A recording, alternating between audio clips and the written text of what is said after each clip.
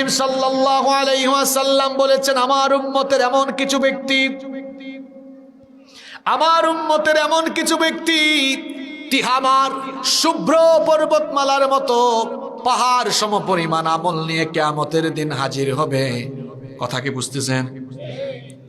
কিসের সমান আমল? আরো জোরে বলেন।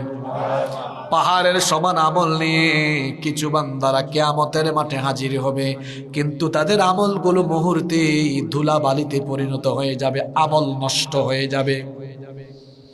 সাহাবায়ে কেরাম জিজ্ঞেস করলেন, নবী গো, ওই দুর্ভাগা ব্যক্তিগুলো কারা যারা পাহাড় সমপরিমাণ আমল নিয়ে হাজির হওয়ার পরেও সব আমল ধুলাবালুতে পরিণত হয়ে যাবে?